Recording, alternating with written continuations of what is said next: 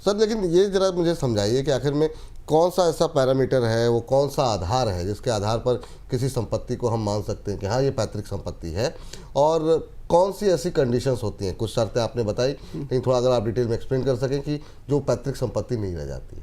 नहीं, तो बेसिकली मैंने बताया एंसेस्ट्रल क्या है। ये आपकी पिछली मेल जनरेशन से आ रही हो, 4 जनरेशन तक मानते हैं परदादा से, राइट। ये बीच में कोई फीमेल नहीं आई हो, ये अनडिवाइडेड चल रही है। गांव में खेत है, 4 भाइयों का है, हमें पता है 1/4 हमारा है, पर कौन सा 1/4 ये नहीं पता आज तक। तो 4 नाम पे वो खसरा है, 4 नाम लिखे हुए हैं उसमें। हमारे बाद हमारे बच्चों के नाम ऐड हो जाएंगे, वो 8 हो जाएंगे नाम।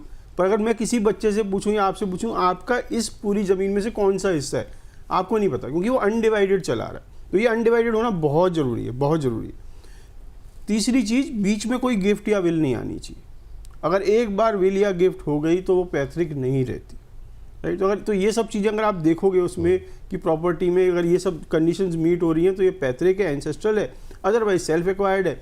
एंसेस्ट्रल प्रॉपर्टी की खासियत क्या है? बर्थ से आदमी उसका, या बर्थ भी नहीं, बर्थ भी गलत वर्ड है, कंसेप्शन से आदमी उसका हिस्सेदार बन जाता है। एक बच्चा अपनी माँ के गर्भ में उसका पार्टनर बन जाता है, उसका हिस्सेदारी हो जाती है, और डेथ से उसका हिस्सा चला जाता है। तो ये मूविंग हिस्सा होता है इसमें। ये आप ये नहीं कह सकते कि मेरा इसमें 1/8 है। अगर किसी की डेथ हो गई तो तुम्हारा 1/12 हो जाएगा, और नया बच्चा पैदा हो गया तो वो कम हो जाएगा। तो ये बदलता रहेगा, राइट। तो ये फ्लक्चुएटिंग आपका इंटरेस्ट है उस प्रॉपर्टी में। एक से अभी आपने बोली गिफ्ट को लेकर के, मेरा सवाल अभी है कि सर अगर कोई संपत्ति वसीयत, गिफ्ट या बिक्री के जरिए अगर ट्रांसफर हुई है तो वो फिर पैतृक रह जाएगी कि नहीं रह जाएगी? बिल्कुल नहीं रहेगी। एक बार विल, गिफ्ट या किसी भी तरह बस और तरीके से सेल से आ गई किसी के पास, तो पैतृक नहीं रही। अब वो नॉन एंसेस्ट्रल प्रॉपर्टी हो गई, सेल्फ एक्वायर्ड प्रॉपर्टी हो गई। तो जैसा भी आपने कहा कि वो अनडिवाइडेड होनी चाहिए। अगर कोई संपत्ति मौखिक रूप से या लिखित रूप से, पहले तो क्या लिखित रूप से ही होनी चाहिए, अगर एक बार डिवाइड हो गई या बंटवारा हो चुका है तो इसका मतलब कि वो पैतृक संपत्ति नहीं रह जाएगी? बिल्कुल नहीं रहेगी। जैसी डिवीजन हुआ, एंसेस्ट्रल खत्म हो गया।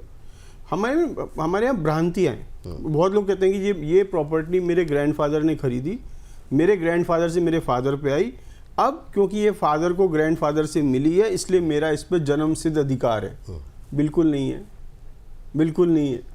क्योंकि अगर ये सिंगल फादर के नाम आ गई, इसका मतलब बंटवारे की भी जरूरत नहीं है, अब तो एक नाम पे आ गई, राइट। अब ये क्या हो गई? ये फादर की सेल्फ एक्वायर्ड है, वो तुम्हें दे या किसी बाहर वाले को दे दे, तीसरे जने को, उसका पूरा राइट है। तो फादर के सामने चौड़ा होने की जरूरत नहीं है, है ना, क्योंकि अब उनका राइट है 100% उसके ऊपर, वो किसी को भी दे सकते हैं।